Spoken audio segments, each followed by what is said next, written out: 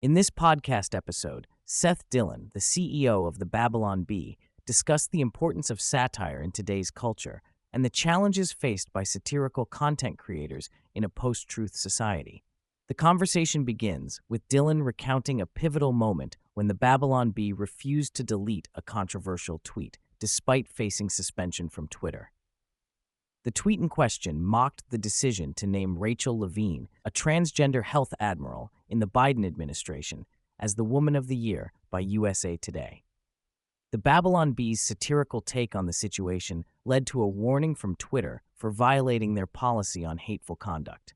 Despite the potential consequences, Dillon and his team stood by their decision not to delete the tweet, emphasizing the importance of speaking truth to a post-truth culture and challenging harmful ideas through satire. Dillon highlights the growing trend of self-censorship in the face of social media restrictions and the pressure to conform to certain ideological standards.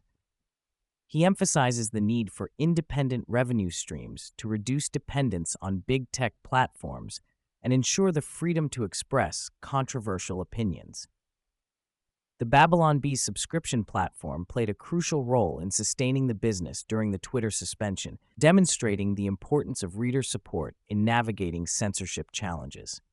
The conversation delves into the broader issue of censorship and the impact of social media on freedom of expression. Dillon points out the shift towards viewing words as violence and the rise of cancel culture, where individuals face severe consequences for making jokes or expressing dissenting opinions. The concept of punching up and punching down in comedy is discussed, with Dillon critiquing the notion that certain groups are off-limits for satire.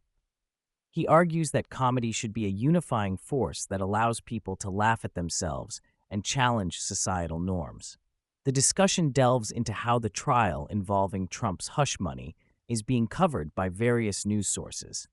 By analyzing headlines from both left-leaning and right-leaning sources on ground news, the guest highlights the politically charged language used by each side to portray the story.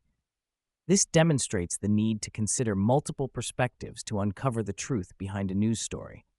Dillon explores the concept of the woke right, a term used to describe a phenomenon where individuals on the right exhibit similar behaviors to those associated with the woke left.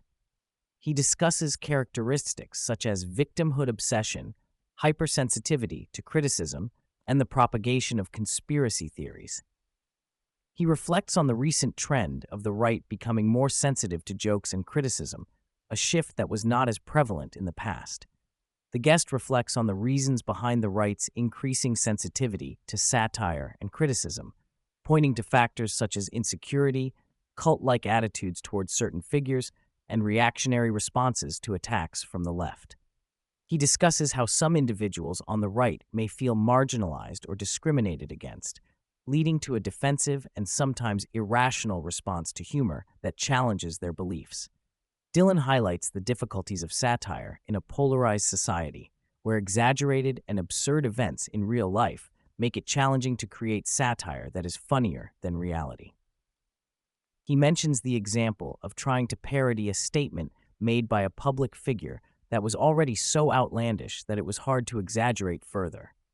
Despite the abundance of material to satirize, finding the right angle to approach sensitive topics can be a challenging task. The discussion also touches on the role of humor in addressing adversity and promoting resilience.